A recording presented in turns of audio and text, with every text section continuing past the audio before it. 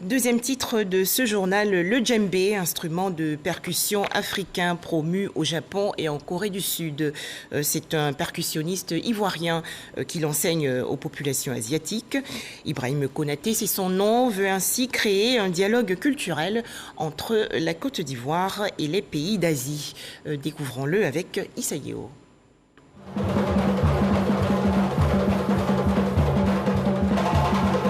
Le djembé n'a pas de secret pour lui.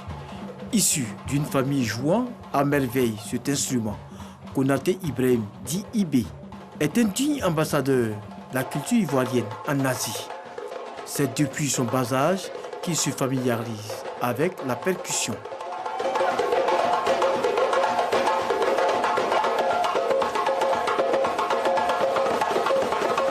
Cela fait 8 ans et demi qu'il exporte et enseigne ce art au Japon, où il a passé 7 ans, puis en Corée du Sud depuis 1 an et demi.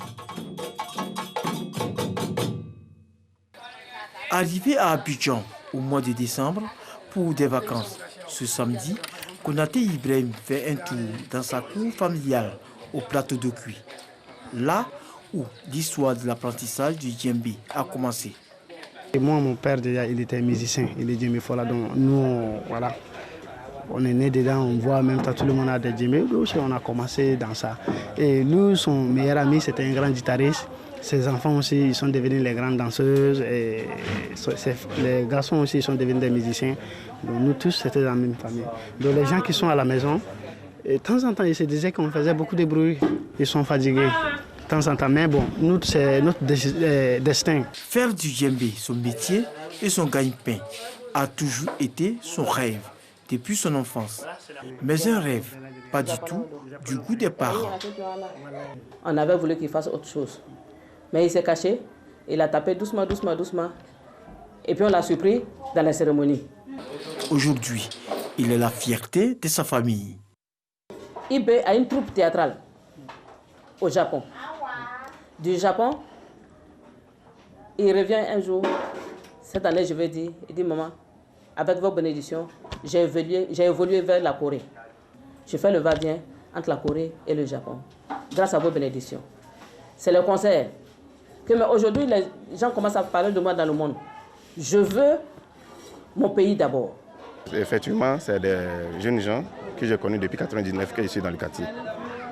Et du coup, et le jeune Ibé, on les voyait, les jeunes japonais qui venaient de parler d'eux. Effectivement, on les voyait, nous on ne savait pas qu'Assala allait devant. Et voilà, aujourd'hui, on est fiers de les voir. C'est dans l'animation de mariage que Ibé se fait une notoriété. Et c'est sur cette rue du Dokui qu'il jouait avec son groupe avant son départ pour le continent asiatique.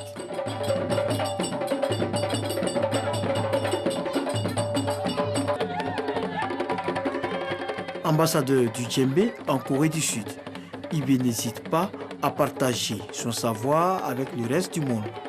Je peux avoir des élèves 30, 20, 40, mais bon, ça c'est là-bas. Mais ici, je dois faire quoi? Donc je suis connu à l'Asie, bien sûr. À l'Asie, quand il dit Ibrahim Konaté, Ibé, tout le monde connaît. Le Japon, comme la Corée du Sud, comme la Thaïlande, Taïwan, comme en Chine.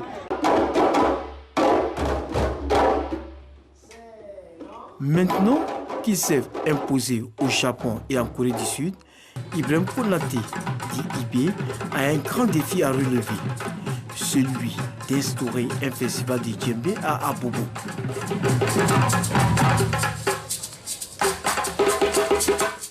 Pour cela, il compte sur le soutien des pouvoirs publics. Un festival qui permettra de développer et favoriser l'échange culturel entre la Corée du Sud et la Côte d'Ivoire.